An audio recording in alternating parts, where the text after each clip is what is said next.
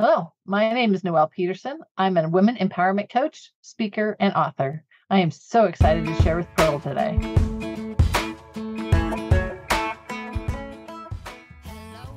Hey everybody, it's Pearl again. Welcome back to another Conversations with Pearl. And as you know, I am Pearl Sharenza, the owner and founder of Women's Successful Living, where we love to empower you to become a hero of your life by wearing your superpowers first so that they can become stronger for those that you love or whatever in life you are trying to achieve. And today I'm so excited because my guest, I met her at an amazing boot camp that I went to a few months back. And also, we have a lot in common, and you're going to hear that in just a few minutes. We're going to talk about that. But Noelle Peterson is passionate about helping women step into their identity and power so they can create the life they desire. Excuse me. She is the author of Dream Life Planner, Move from Tired and Overwhelmed to Free and Empowered. She's a co-author of Achieve Wellness. She and the pretty half of the smiling coaching couple. He's got a good smile, though, I have to admit. Noelle helps women awaken their dreams and design a path to reach them. She works with you on your identity, your values, and boundaries by raising your awareness of your innate purpose and desire, allowing you to align your daily tasks and goals with your life's dream. Welcome to the show, Noelle. Thanks for having me, Pearl. It's going to be a great conversation. Yes, I can't wait. Oh my gosh. So we have so much in common. We're going to get to that in a minute. But tell us a little bit about yourself. Tell us about the journey that led you. I know the story and we have, things very much in common with the story, but I would love for you to share with our listeners what brought you to the path of realizing that it was important for you to start putting yourself first. Yeah, so I was a missionary wife and pastor wife for 20 years. I spent many years being somebody else's something. I was a mom, a wife, a mother, coworker, whatever. And I never took the time to figure out who I was and what I wanted to do and what I was set here on this earth for. In 21, I ended up in ER and headed to open heart surgery with 13 days in ICU and cardiac care for a woman who was healthy and not doing anything under a doctor's care. There was no reason to be seeing a doctor. It was eye-opening for my family and I to take advantage of every moment we have. I spent 6 months recovering and looking at life and where am I supposed to be? What am I supposed to do? What do I want to be when I grow up? I ended up leaving my job. I wrote a book the year prior, and it's time to focus on the purpose I have in life and helping women find their purpose. And that's what we're here for. We all have a story. We all have a reason for being on this earth. We're still here. There's something left to do for each of us. And we need to do that in the best capability we have. And that's my goal is to help women realize that and find that path for themselves.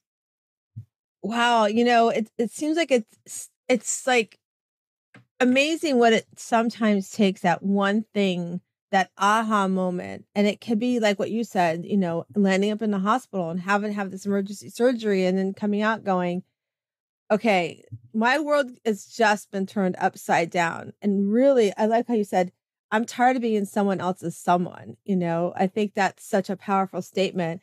And that's where and then realizing that and then starting to put the steps into leaning into that, because it's not easy. And we can come out and have these aha moments. Like I share often on the show where, and you've heard my story where I did this identity and destiny class. And for 6 weeks, I was like, oh, I got this down. And when it came time to do my statement, I was like, I'm still a wife and a mom. I was still, as you called it, somebody else's someone, but why wasn't I my own someone, and to go through that path and, to start those steps, like I said, to lean into it. It's not easy. I mean, because we deal with guilt. We're wives, we're women. First of all, let's just start there. It's something that I think is in our DNA, that, this nurturing stage of ourselves. And then when you add to it that you're a wife, and then you add to it, you have children. And then I think even for like you being a pastor's wife, there's a whole different kind of expectations. I have a friend who's also a pastor's wife, and we've talked about this before, where, people come to you and somewhat, and, we have this. And I know that I'm guilty of it too, even at the Catholic Church. We look at these our leaders in our churches, it's like they this perfect lives, and and we have to understand that no, we're all human. They're human as well, and to lean into that is hard. It's hard work.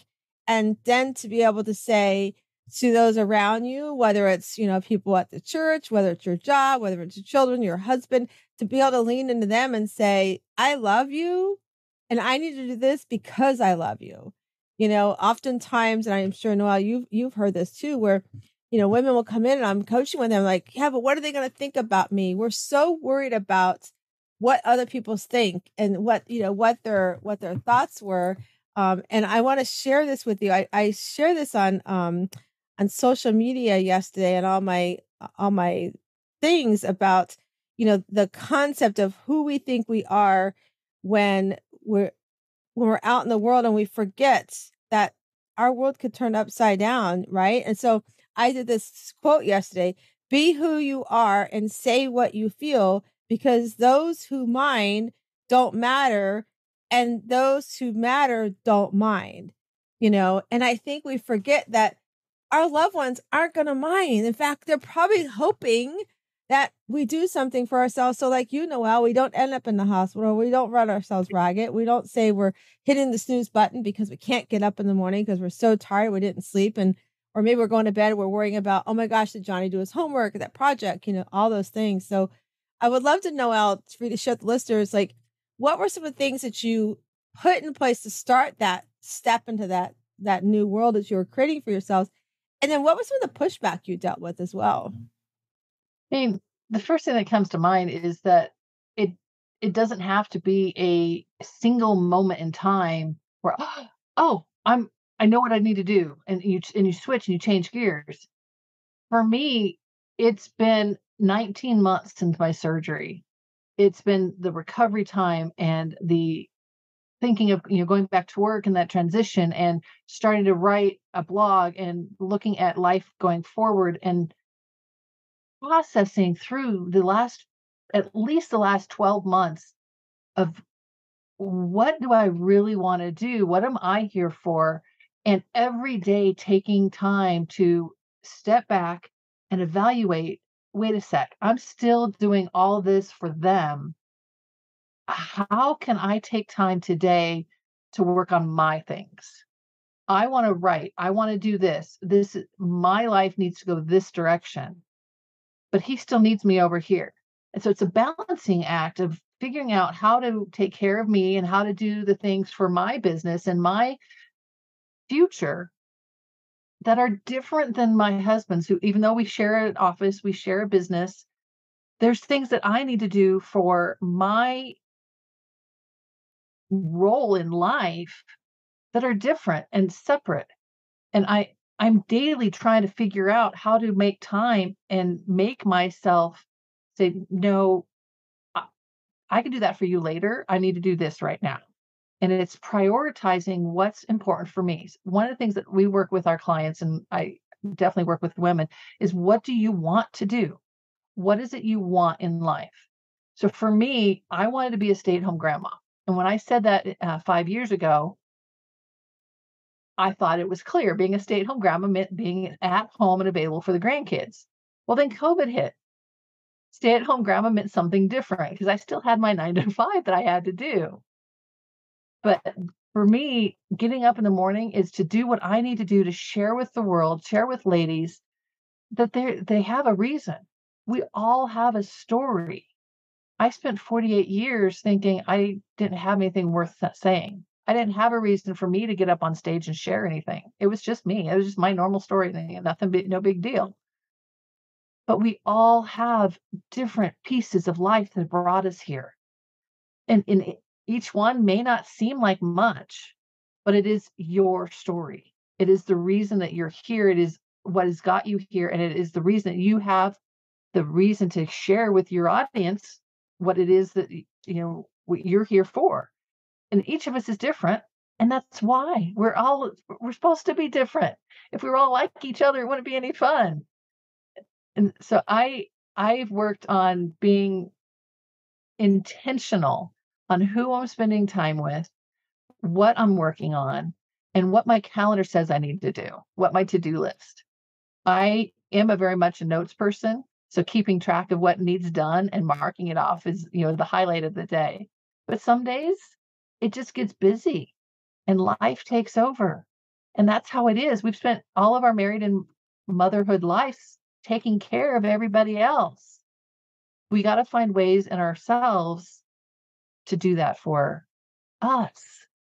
Because I feel like we're going to be much better women, more impactful women in our worlds when we can take care of us and focus on what is priority for us. If you know what you want, you know that path you're headed towards, and husband, wife, kids, school, job, whatever comes in with different tasks or different ideas, you can filter them through the perspective of what your purpose is. And if it's not going to align with what you need to do, it's okay to say no because you're saying yes to your priorities. You're saying yes to you.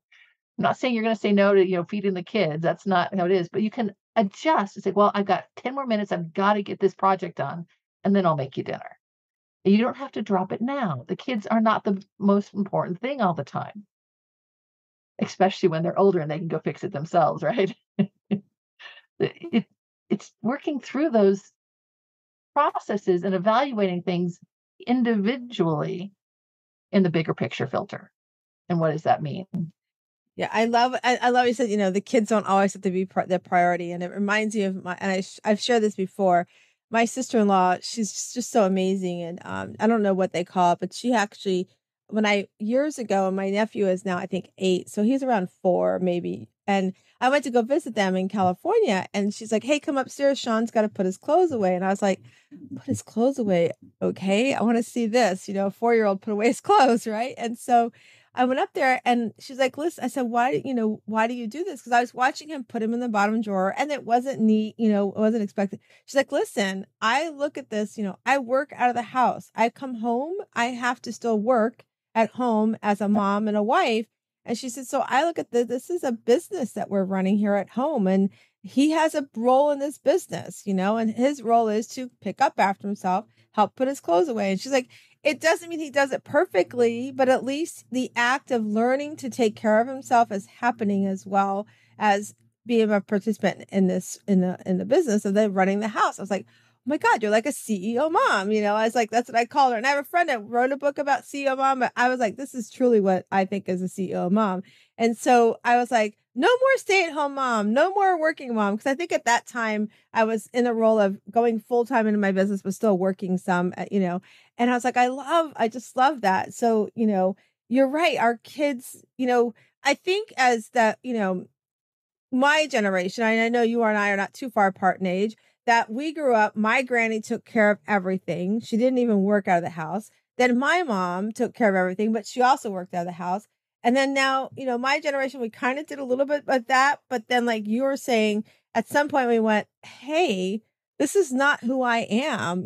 My inner self is saying, yeah, I'm a wife and mom, and I want to do this. I have, my dreams. I have these things that, what is my why? Like learning to, why, what is my why? Because it's, if we leave this world tomorrow, if God says he wants us back, life is going to go on. Our kids will miss us. Our spouse will miss us. They will learn, hopefully, a way to carry on.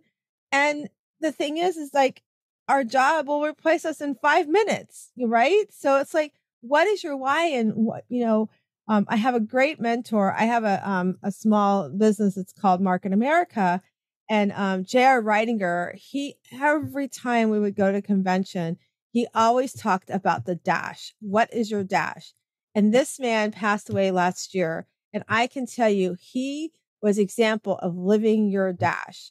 And it reminded me that, when we leave this earth and our family goes to our funeral, and if you were to say to them, all you're allowed to say about Noelle and Pearl is what you saw them do for themselves and what their why was, are they even going to know what that answer is?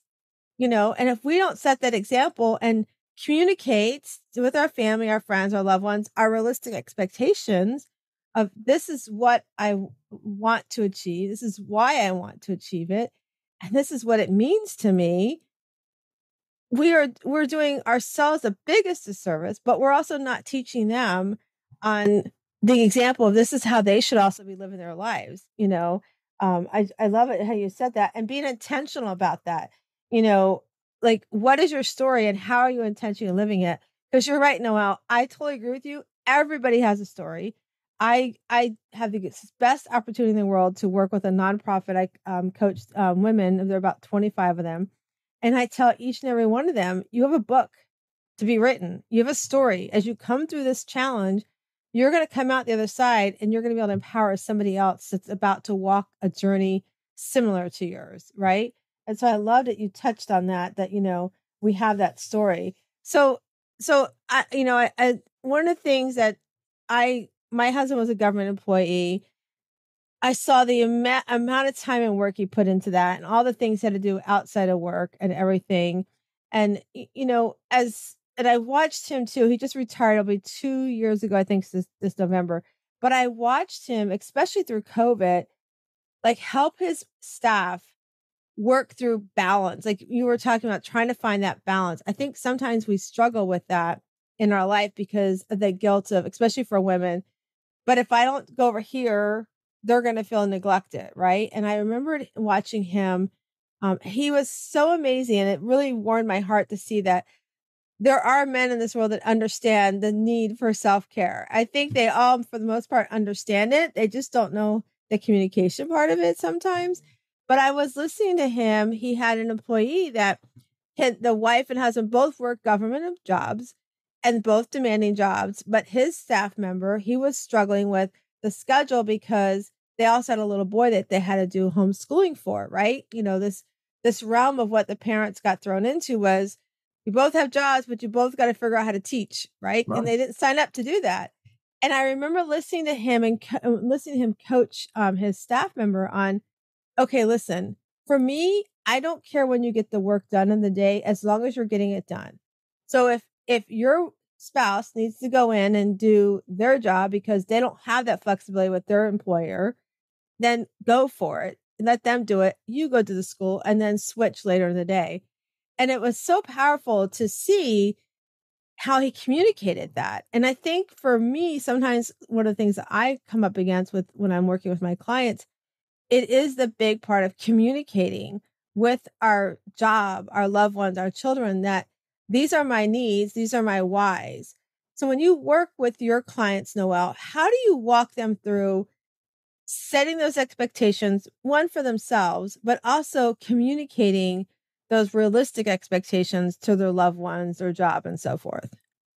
Yeah, communication is a big one. And one of the things that we've worked with it through marriage counseling over our 25 years of ministry is just the expectations and the open communication and how you really need to be using your two ears more than your mouth the way that God gave them to you, and active listening.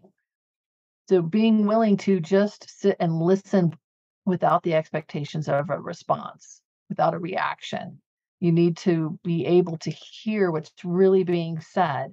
And then you need to be able to verbalize your feelings and your expectations in I statements. And sometimes it's making those statements in your head first in a conversation with yourself in a journal, because you may not know what those expectations are. We go through life a lot of times with unverbalized expectations, even in our own subconscious. We don't acknowledge what is actually in our own minds and our own expectations. And when we can say them to ourselves, then we can work on saying them to others. It is very much a world where we have to listen to ourselves as much. And I want to challenge you on the balance of life, because if you think about a teeter-totter, when you finally get that absolute balance, everything has to stop. Nobody can move. But life goes on, and the teeter-totter keeps teetering. We like to talk about harmony, and is what you're doing in harmony with who you are and what you want in life. And sometimes You need to give more of that time to a child or to the spouse or to work, with the understanding in your world that you're balancing all of that and you're harmonizing what life means. And I need to work hard this week, so I can't do as much family, or vice versa. But you are going to be giving more time to the kids because you only have them for 18 years. And that experience, that relationship, that communication has to build that foundation. I think it was the CEO of Coke that gave a commencement speech and talked about all the balls of life. Most of the balls of life are rubber and they'll bounce back. Family is glass. If you drop that, it's very difficult to fix. And balance the balls of life strategically, intentionally, so that you don't drop anything that's glass or breakable and harder to fix. Work will bounce back. Like you said, it will replace you 5 minutes after you resign or you leave the job. My boss had no problem taking one of my employees and putting him in my position. She didn't even flinch when I said I'm resigning. She's done, doesn't matter. My family, on the other hand, when I ended up in the hospital, life stopped. Have to evaluate the whole picture. And it's hard to see the big picture when you're in the midst of a crisis. But when you're taking care of yourself and you're journaling and you're doing the things that you need to do to be healthy and calm and relaxed in life, you're able to see things more clearly and from a broader perspective when they do happen. Yeah, it's so what you said about family and glass is so true. I mean, you know my story. We lost our son last July in a tragic car accident, and the world stopped. I mean, it literally came to a screeching halt. Him and my husband did a business together. I mean, my husband had to push through and still do that because we didn't have a backup plan for anybody to help him on that. So even through those first few days until, he could be like, okay, I have to shut down, this is what's happening. It did it come to a screeching halt. And you're right. I love that they give the example of, your family is glass and they're very breakable and they need you during these, like you said, 18 years. It's interesting. You brought that up as well. I have I'm very close to my son's friends, and I'm very connected with both of my boys, and making sure that they're acknowledging their friends and being there for their friends as well. And my son had a really good friend who he was always there to listen to this young man. And since Matt's passed, he's going through some stuff with the mother of his child, and he's trying to do custody. They were never married, so he's trying to do custody. And unfortunately, the mother's playing games and using the child as a pawn, and all those things. And he was here, and he had visitation, supposed to have her every so many hours, every couple of days. And so it was her birthday, and she was here, and this mother put an Apple Watch on a 5-year-old and was tracking her, and that watch. And then whenever she was with my son's friend, she was calling like every 5 minutes. So no kidding, we just blow out the candles on the cake, and this Apple Watch goes off, rings, the mother's calling. And this little girl literally went like, she just jumped in shock, and you saw this fear on her face. And I pulled him aside and I said, told him, I said, listen, just so you understand, 7 years old, you got 2 years to try to help her get through this, and pray this doesn't affect her the rest of her life. But she has been set up with fear, and that you guys are not, good together in communication. And he's a young man that any mom would want their daughter to marry and want them to be the father of your grandchildren, because he is so kind and caring and gives. He would get a phone call and be like, well, if you want to see her, come put gas in my car. If you want to see her, I need food. And I'm telling you, he would go. And just recently, she decided she was supposedly going on vacation. She was trying to leave and something was wrong with her car. And because in his mind, his daughter's going to be in this car, he went over and helped her fix the car. But she took off and hasn't come back with this little girl out of state. So he has an attorney to help him with that. But I literally looked at him, Noelle, and I said, don't take this the wrong way, but your cojones have to get into your mouth, and you need to really button down and be ready, because what your glass, and I told him, I go, your glass around you is starting to break. And I know your biggest cup is your daughter. and I don't want to see the glass break on you. And I was on with him and this attorney yesterday. I'm like, I'm here for you. So he's like, can you hop on the call with me? I'm like, absolutely. Whatever way I can support. And, and I told him, I said, I know this is so expensive. And you just have to remember, you're going to get through it. It's going to be tight on your budget. You're going to maybe have to get a second job around her schedule, but understand you're helping your daughter for the rest of her life to be important and to let her see that to fight for what you want, fight for what's right. And, you're right. I mean, family is like glass and harmony. The other word you said was harmony. You're right. Because like you said, that if it's completely balanced, it's not moving. And that's not life. Life is always moving. There's always Right. something. There's always something. The needle's trying to be threaded one way or the other way. The balance, it's always moving. So how can you find that harmony? And I love that you share that example. So for those that are listening, Noelle, if somebody, I want to touch on the saying no piece because you mentioned that earlier, right? And with what we're talking about, the word no has to come in a lot to play, and learning to say no is hard. I share the story here all the time that I was a people pleaser. You want me to do something? Yes. Like I didn't even think 2 seconds about, okay, where do you want me to help? Okay. And now I'm not that way, but it wasn't easy to change that mindset of thinking I had to do everything for somebody because if I said no, I would feel guilty and all these things that we tell ourselves in the front of our brain of, they're going to laugh at me. They're going to think I don't like them. All these things. For me, saying no meant drastic change for myself. So I actually, for the listeners, I took a pebble and I put it in my pocket. And if I didn't have pockets on it, I put it in my bra strap. And I had to move it 3 times a day by saying no to something. And I found a couple of things. One, I found that as I started to do that, it became easier to say no. I started to say it so much more excitedly instead of feeling guilty out of my voice and my tone. And then the big thing I realized was that when I was saying no to something, maybe it's something either A, I wanted to do, but just wasn't in my schedule this year. So I would tell them, hey, circle back around with me for next year. Or B, I didn't want to do it, but I knew somebody. So I found that I was opening doors for other people to step in and help them. And I shared on a post today that there's a great local author and she's trying to get information, about her book out. And I had her on my podcast here. We've been out and about to different events locally, but I was able to connect her with an international podcast and get her exposure there. And so by saying no to doing the podcast for them, because it wasn't my schedule, I was like, hey, I've got this person. So tell us, Noelle, how did you find learning to say no to be for yourself?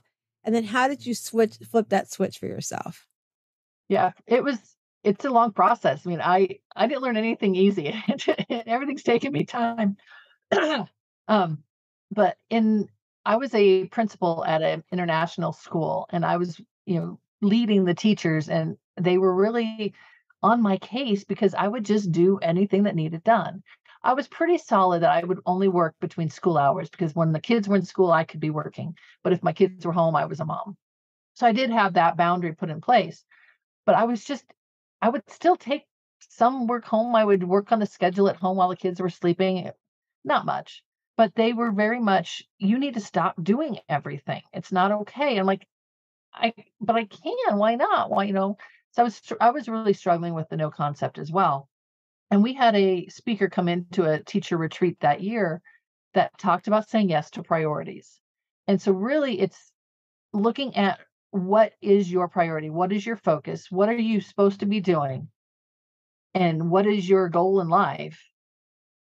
And saying yes to those. So there's this task that needs done after school. No, so and so can do it. Like you said, there's other people that can step in. I think that's a lot of the pictures. We don't allow other people to take advantage of these opportunities because we take them and we just do it. But as women, we need to be nurturing others and mentoring others and giving those opportunities to other people. So I really feel that part of it is opening ourselves up to, well, that's not perfect for me. Who do I know that could do that? And looking at it differently that way. And so you're not really saying no in that case. You're saying, Susie would be great at doing that. Let's talk to her. And you're you're saying yes to a different opportunity. You're reframing it.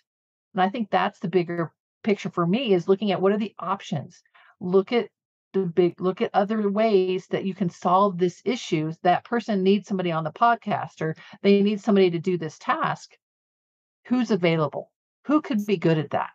There's other people in the world. It's not all us. The weight of the world is not on our shoulders. It shouldn't be on our shoulders. We're not strong enough. And it's hard to say no. It really is. I really do feel, oh, that needs done. The person needs a graphic for this thing. I can do that. Let me jump in there. But my time is valuable. My time is precious. And if we can't value our time, we're going to get overwhelmed. So what is my time worth? And if you'll pay me to do that, then okay, we'll talk. But if that's just a job that needs done, they can find somebody who can do it, or they'll come up with the money and outsource it or something. Right. I love those that sharing that you just did. It reminded me.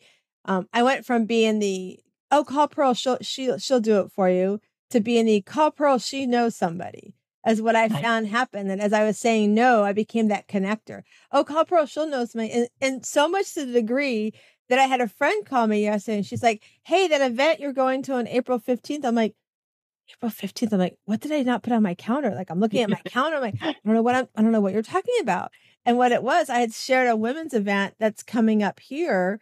And because I'm so connected to different things, they assumed I was connected to that event, and that I'm like, oh, and then I said, I can't find, like, I literally was going through my phone going, my emails, my comment. I go, when you find it, screenshot it and send it to me. So she sent it to me this morning. I'm like, oh, no, I'm not speaking at that event. I just love the event. I think it's a great thing to do. And I'm like, I haven't decided if I'm going. It's a free event. She's like, well, I'm going to go. I'm like, you know what? Maybe I'm going to go with you, since you were so, adamant and good about finding it. But I realized as you were sharing that, I went from being that people pleaser to doing everything to being the person who's connected, to that degree that I'm like going, wow, I didn't even realize I'd connected all those dots for somebody together, So it's really powerful when we can do that as well. I love that you reminded me of that. So tell us, what, as a client comes to you, Noelle, what can they expect their journey to be like with you? So we spend time looking at their inside, what's in between their ears, what's going on, where are they at in life, what areas need worked on, and what's important. So we want to picture that dream. Look at 6 months down the road, 5 years, however far out you can think. What do you want it to look like? And then we're going to talk about what that celebration would look like when you get there. And then we'll figure out the steps to make it happen. Because we got to have that dream in mind so we know what we're aiming for. And life is open. It is a full white canvas. We can picture it however we want, but I will say you need to be specific. Don't picture a dream house and, I want a dream house on the beach. It's not good enough. Your mind is not going to bring that to fruition. Be specific about what you want. What kind of car, what kind of house, what city, how many floors, how many rooms. Be very specific so that you can work on making it happen, because you want to picture it. You want to be in the moment. You want to feel what it's like to live there. And in that moment, and the person that you become, that is worthy of having that place and that dream. And then you'll make those steps to make it happen. To me, it reminds me of the file cabinet in our heads, right? We have that front file cabinet, like you were talking about, between the ears, the front file cabinet that tells us all these negative thoughts that are like, that seems like the thing that pops out first, right? And then it's like, no, if I get to the stuff between my ears, that stuff kind of gets shredded away. And then I can really back here go, oh, I knew all that was in there. Why am I not listening to what's in there? Why am I not realizing it? I was speaking with somebody yesterday, and she said, she wants to be better. She doesn't want to be the best. She wants to be better than the best, right? Like elevating it up higher, I want to be, better than the best. I want to dream bigger. I want to dream, but I want to dream bigger, right? Then, I loved how she was sharing that yesterday with me. And that stuff between our ears can be such a negative talk for us. And being specific of what we want it's hard work. It's not easy, because sometimes I think what happens too, and this happened with a client of mine, she realized when we really dug deep, she wasn't happy in her marriage. And so she was like, she was like, I got to do work, or I got to decide I'm not going to work on this, and now I love it because now she's working on it. She realized Nice. what she wanted, but it was communicating, go back to what we've been talking about today, is communicating her needs, her expectations, and then asking the questions too, like, with the I statements, like doing the I statements is so, so powerful. I remember so I grew up in a household, if my parents got in an argument, they didn't talk. It was quiet. You walked on eggshells around the house, and then all of a sudden everything was fine. I'm like, that's communication. It's what I thought was communication. So when I met my husband at a young 19, almost 20 years old, if we'd have a disagreement or I didn't like something he said or did, I would just shut down because that's all I knew. And I always love to share how he would start having these discussions with me, and he would talk for me. He would be like, he would say something, and he would answer as if he was talking on my behalf. And I'd be like going, I wouldn't have said that. That's not what I would have said. Right. And so communicating, was something I learned through him, because he's like, I can't address what's bothering you. I can't understand why you're feeling if you don't share. Now he'll tell you today, Noelle, that I never shut up about it. I tell him all the time what's bothering me, but that's our communication.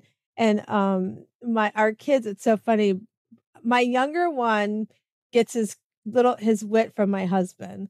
My older one, he struggled with, how does that banter work? Right. And, understanding that and seeing the communication. We wanted them to see that communication was really, really important as well. I just loved it. And one of the things that we do in our marriage is, if one of us comes home and we're having it's been a rough day or something, we might be, we say something around, hey, are you open to receiving for a few minutes? So in other words, we're telling each other we want to talk, but I'm asking you if you're in a mindset that, I don't know what your day's been like. Are you open to, and we've made a commitment that if we're not open to receiving within 24 hours, we have to be, right? So we don't get pushed off. I didn't grow up that way. We just didn't talk about it, period. So that's one of the things that we do around communication. And then also learning, that love language. We hear that oftentimes as well, in different things. But since my son passed, we all agreed, my younger son, Nate, my husband and I, that we were not going to hide our emotions. If we wanted to cry, we cry from each other or whatever that might be. And I remember, because guys process things differently, but I remember I was kind of like not having a great day. I was, missing Matthew, but my husband came home and he was kind of quiet. And I was like, hey, how was your day? And he was like, life. And I sat for a second with that. I'm like, that's a heavy word, life, to answer that question with life. And then I said, life, because does that mean you're thinking of Matthew today? And he said, yes. So we learn a new communication now. And the reason why I say that is I think we need to understand that communication can change over the years, that communication style, but to never stop with that communication, I think is really, really important. So Noelle, what are some of the things, like when you work with your clients, and I know your husband, you and your husband work together, and I love your hubby too. What are some of the things that you help your clients with that communication? Because sometimes you're scared of saying, this is how they feel. I mean, I can tell you right now, I have a kind of a strained relationship with my mom because she won't stand up for herself. And it's hard to watch her go through that. Even after my parents are divorced, she still doesn't step in and stand up for herself because she doesn't know that she can or how to. So when you have somebody that's sitting across from you and they're struggling with that, what are some of the steps that somebody can take if they're listening today to say, these are some ways to start communicating what's on your mind? Yeah, I mean, one of the things that we do is we have a personality profile that we'll do with our clients right off the bat. And there's 4 main types of people that their main personality type is either talking about systems and the plan and the purpose, the community and the relationships, taking action, what needs done, or information. What are all the details? What's the why? What's the purpose? What's all the background? And when you know the personality of the person sitting across from you, you can speak better into their language. And same with the love languages thing. So we take the personality and the love language and we put those together when we're working with couples to say, here's the best way to communicate love to your partner, because you're talking in their personality style and in their love language. And this is what it should, could look like that would best love them the way they would feel it. And it's important to understand that each of us communicate differently. One of the first stories we talk about, we were in marriage counseling before we got married, and the counselor told my husband that he didn't have any or my husband said he didn't that I didn't have common sense. That's what it was. And the counselor was like, no, she doesn't have Robert's sense. It's different. Common sense is different for everybody. And it's what we grew up with. We all grew up in different families. I mean, my daughter's going through it now as she's 2 years into her marriage. It's what we grew up with is our circle, our way of knowing, our way of communicating, our way of loving and being. But if you look at what your spouse's upbringing was, it's different. They didn't go through the same experiences. They didn't live in the same city necessarily. They didn't go through life the same way you did. And therefore they think differently and communicate differently. So you have to know how you communicate and what's best for you, but it has to come out. I really encourage women to journal. When you're working on communication with yourself, write it out. You can speak into a computer nowadays in many different applications. You can type it out. You can write it with your hand. There's different ways that it works differently for others. And there's times I love typing, but I really like the hand movement and holding a pen in my hand. I'm old school. I get that. But getting those thoughts out of your brain, sometimes so you can even acknowledge that they're there. And then you can work on communicating them with others. But you've got to understand that we're all different and we come from a different background. And you have to be willing to acknowledge Earl's life was different than mine. And it's okay. It's just different. We all have different upbringings. And now how can we work together? We do it at work all the time. We have to. And working on a relationship sometimes is more difficult because it's 24/7. You're always there with the person, but it's very similar. We have to work together. Let's work on how. And sometimes it takes a class. Go to a Bible study together or a marriage counseling, or there's marriage classes all over, in the church and not. They're very valuable. And a lot of it is on that communication. Yes, and I love what you said, that's Robert's sense. Yes. That's so cool. But it's so true because you're right. We were all brought up so differently that I remember my oldest son, he used to say, "You're such a dictator." I'm like, or not dictator, drill sergeant. He called me drill sergeant. "You're such a drill sergeant." I'm like, "Well, I grew up that way. I grew up that your dad said how jump, you didn't even ask how high, you better jump." Right? Don't just and assume it's better be the highest you could jump, right? So I'm like, I'm nothing like that, but I told him I will acknowledge those things come out of me because that's how I grew up. That's Right. and where my husband, it's like everything's sort of a joke, right? It's kind of funny. And I remember when I met his family, his Uncle Jim, I love Uncle Jim. But Uncle Jim used to pick at me. And I grew up where you didn't talk back to your elders, right? So here I am, this 19, 20-year-old meeting this, 50-some-year-old man, 40-year-old man, whatever it was at the time. And so he's joking with me, he's picking at me, and I'm just sitting there, again, I was still early in my relationship with my husband, so I wasn't really answering, back or anything. And I would leave with my husband on our way home and I would be like, "You have to talk to him. I don't like how he says such and such to me." And my husband says, "Well, you have to tell him. You have to push back. Let him know." And I'm like, "No, that's." So I remember one year at Thanksgiving, I will never, ever forget this.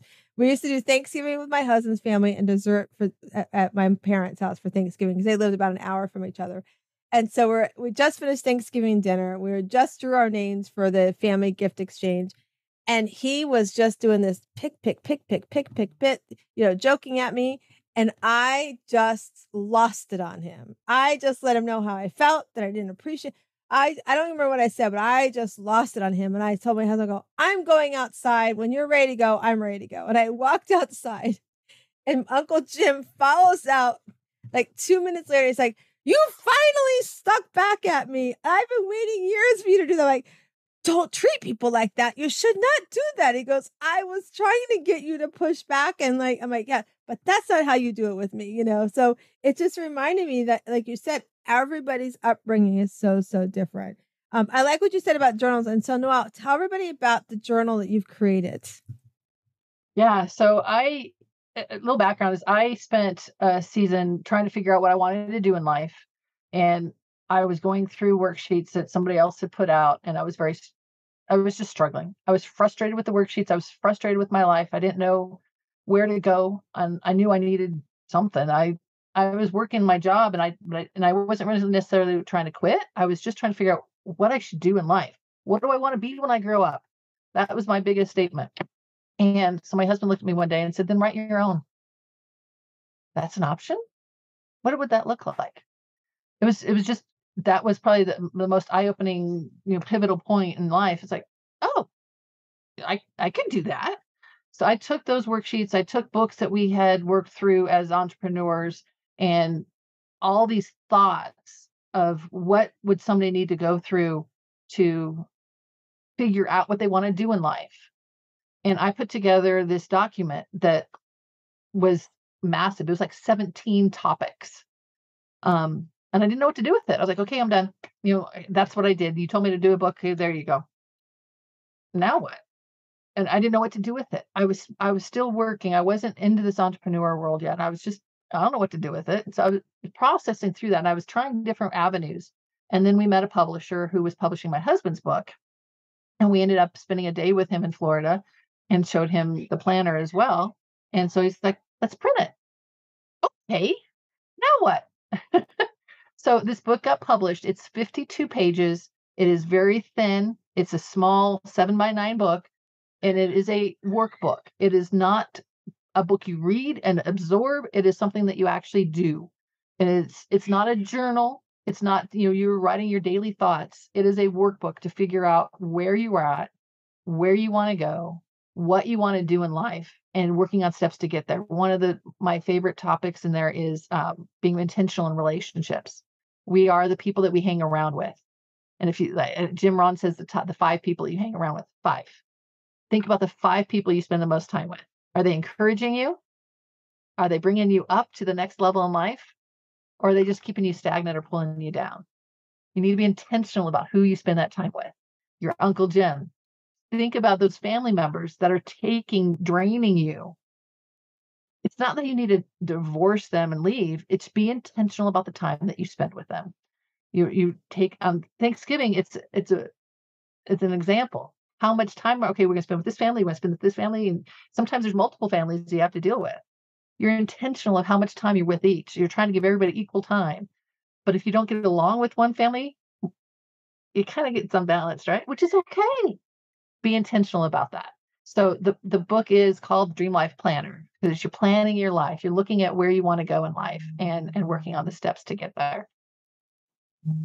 I love that. And I love that it's not thick too. I like a good journal. It's not too thick. And, and then also creating that workbook out of it too. I think it's so amazing to do that. This has been so much fun. So I'm going to do a little shift here with you, Noelle. We're going to kind of still along what we're doing, but we have this amazing group of women. It's called the Shira League. We're growing. I think we have over 25 women now in the league, and we meet every Sunday evening from 8 to 9 p.m. Eastern time. And we're working on things that, we're working towards goals. We're working on supporting each other in joy. We work on supporting each other in challenges. Everybody's life is a different spot at that every Sunday. Nobody's on the same page, but we always try to bring some sort of positivity support out of it. So one of the things that we start working on, we get rid of the first few months. In September, we start talking about goals, because everybody waits till January. It's like September, October, November, December is kind of quiet. So why don't you work on it then, right? So we started working on their first 6-week goal they want to work on for this year. So one of the things that they had to do first, their first exercise, was to create a joy list. They had to create 10 things that bring them joy. And not just, the sun brings me joy. Well, why does the sun? What about the sun makes you feel happy, right? Like, really tell me what it is. We had one girl in the group. She's a hairstylist. She goes, well, I love when my clients come in. Well, why? What's so great about your client come in? And they're like, well, when I cut her hair, okay, that's great. But what happens that puts the joy in your heart? And she was like, well, they get a whole new look and they look in the mirror and they see themselves differently. I go, see, that's what brings you joy is how they see themselves. Yeah. So they had to create 10 things. I want you to play along with me, Noelle. And if you would give us your top 3 things that bring you joy and why do they bring you joy? So the one that comes to mind first is my granddaughter. I have a 1-year-old granddaughter. She's turning 1 next week, and she just lights up the room. The smile on her face, and if you've ever been around a baby, you know exactly what I mean. The joy a baby brings is just undeniable, and it's unimaginable. It's just that. It's pure joy. Um, my marriage brings me joy. 30 years we've been together. We both have previous marriages. We've been working at this for 30 years. We've gone overseas. We've gone through struggles and life and different challenges. And it's life. It's living life the way God intended. And it's not easy, but it's joyful. It is when you see your spouse do something beautiful, or my favorite is watching my husband with the grandkids and how he can turn off every anger moment, every hard thing that happened at work and just be in the moment with the grandkids. It's just beautiful. And then I would say working with women who find that spark. And there were a couple ladies that I talked to when we were at the speaker camp, and it's just seeing that moment of, oh, I can do that. Or I never thought about it that way. And just giving them a rebirth in their life so that they can now take steps forward and get out of their own way. It's just that enjoyment that you see in somebody else and them lighting up when their life when they have light bulbs on. I love that. I know it's so much fun watching. I feel the same way about my clients. Watch them, go, oh, I have one client who she really wanted a dining table. She wanted it so badly, and she wanted a car. But her husband did not, want to spend the money. And I'm like, his language right now is, how much is it going to cost me? So you need to answer to that. You need to give him some options, create options that he can choose from. So she did that. She got the table and the car. And what's funny, I had the same conversation with my son, who I'm hoping sometime soon he's going to get engaged. So I was like, so what are you going to do for the ring? If you start, well, I saw this band at Kay's Jewelers, so I thought I'd get her this band, and the next day I would go pick out the ring. And I'm like, well, son, just take her and be like, hey, thinking about, I'm sure you guys are talking about it. It's like, yeah, I'm like, just take her out and have her pick her top 3 rings. And then pick one of the 3 that you like. He goes, but what if it's not her top 1? I go, the point is she picks the top 3. But in his head, he's like, I want her to have the top 1. I'm like, okay, then ask her which one's the top 1, out of the 3. So, but I love that you share that. And you're right. Kids are so much fun. I mean, my son, before he passed, he was dating a beautiful girl. Her name's Brittany. And she already had a little girl named Evie, and Matt just adored her like she was his own. And she just, she doesn't really talk really well right now. She's working on some speech issues and challenges, but she communicates like just with her smile and things she does. It's so, so much fun. And I can't wait to see my husband with grandkids someday, because I think you're right. It just changes everything about you, which I think is so beautiful. So you talked earlier about you like to do lists, and you like the idea of checking it off the list, right? So the ladies had to create a not to do list. 10 things they have to stop doing in their life that keeps them from being with their grandbabies, keeps them from having time in their marriage, keeps them from helping women find the spark. So, Noelle, what are the top 3 things that would be on your not to do list, and why would they be on that list? Oh, now that's more difficult. You don't think about those every day. We talk about what we're grateful for all the time. Um, I mean, settling and dawdling and trying to figure out life. Don't just sit there and do something. You need to just do something. It doesn't matter what it is. Sometimes you just need to take action instead of, oh, what should I do? And I think that's part of my stage in life, is trying to figure out what I should be doing. And like, well, just do something, right? Um, I think there's apps on my phone I could not open that might be a little bit more beneficial. And Facebook from sometimes, right? Social media nowadays is just an overwhelming evil. necessary evil in some worlds. What not to do?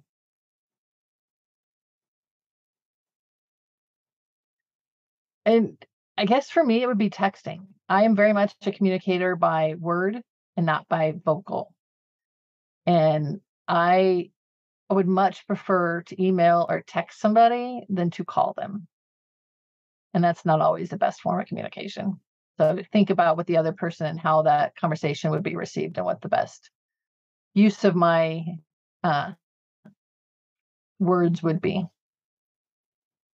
Those are 3 really good ones. I like sitting and doodling. I love that. Like sometimes you find I'm going to sit down for 5 minutes and then 2 hours later, you're still sitting there, not really doing anything. But sometimes you need to do that too. We acknowledge that. But then social media, I get that. So I found a new platform to schedule all my social media out. So like all my Friday posts are scheduled to the end of the year. And Nice. like all like pretty much the only one I have to do is like every 2 weeks. Like this weekend, I'll work on one that keeps me 2 weeks ahead just because it's a lot more. I do a daily pearls of wisdom on my social media. So that takes a lot more thinking and processing. So I'll burn my brain cells out if I try to do, past a month. But because I want to be genuine, with it. So what I found by doing that, I'm really not on my phone anymore because I would be on my phone to go post something and then I'd be like scrolling, doing that scroll. So I found I'm not doing that anymore. So I love those are good. And you're right, texting, like calling versus texting is that's powerful because I do that too. Sometimes I'm like, oh, I'll just text them real quick, but sometimes you just need to hear the voice. And let me tell you that I was reminded last night there's a huge lesson in my son's passing. Some of his friends were trying to help me with his phone and they locked his phone up. So I couldn't get to everybody in his phone to let them all know what happened. But for somehow or another, I got a new phone and somehow or another, our 2 lines are merged onto my cell phone. I don't know. I'm sure it's a God thing. And so every once in a while, I'll get this message, a text message saying, hey, what you doing? And I know that's somebody trying to reach my son, that doesn't know he's passed. And so when that happened, like 2 weeks after like 2 weeks in a row after he passed, somebody showed up at our door wanting to catch up with Matt. But a couple times now, and last night, somebody sent that text, and I had to tell somebody, "Hey, call me. This is mom. Let's talk." So it just reminds me too, like you said, picking up the phone and talking is a lot more powerful. All right, so I cannot believe I looked at my watch, my clock here, and like we're near the end. So I want to do our betterquestionsbetterlife.com. And those that are listening, I get nothing. I make no money. I don't get any of those, whatever they call it. Anyways, these are called Better Questions, Better Life. You can go to betterquestionsbetterlife.com and order your own set. 77 cards of positive quotes, affirmations. You can journal, you can meditate, you can keep one with you all day long, whatever that is for you. So I'm going to shuffle them, and Noelle, tell me when to stop, and we'll have you answer it. Stop. Okay. It says, what habit have you most improved in your life? Reading. Oh, what are you reading? So currently I have a Power Confidence, Ultimate Guide to Unstoppable Self-Confidence by Vanessa Raymond is what's right here on my desk. So, sounds amazing. Yeah. Reading is the best form of self-improvement and easiest for me because it's almost free. Yeah. So my book I'm reading right now, it's called The Smile Method. It's by Seth Elliott. And he wrote it about around grief. Mm. And each letter is an acronym. And so it's been very, very helpful through our stages that we've been going through. So it's been a lot of fun. Noelle, tell everybody how they can reach you, where they can find you. We'll also put it in the show notes for those that are listening and driving, or if you're watching on YouTube, which, by the way, if you're watching on YouTube, make sure you go follow us and subscribe. But tell everybody how they can find you, Noelle. Social media into R2 Peterson, and website is addvalue2life2.com/women. Awesome. All right. So listen, everybody, we had a great conversations. It's flew by. I cannot believe it. If you want to learn more about the Shiro League that we've talked about, just email us hello@wsliving.com. That's hello@wsliving.com, and email the word Shiro. We'll make sure you get all that information and learn a lot more about it. We're going to put all the connections to Noelle as well. So you'll be able to reach out to her and chat with her and maybe make an appointment with her and get her journal. It's a great journal. But I want to remind all of you, as you come into this world, we've come into this world as a rough oyster on the outside. But as you start cracking that oyster up and you start shining it, you find your own inner pearl. So I hope you go out today and find your inner pearl of greatness and have an amazing rest of your day.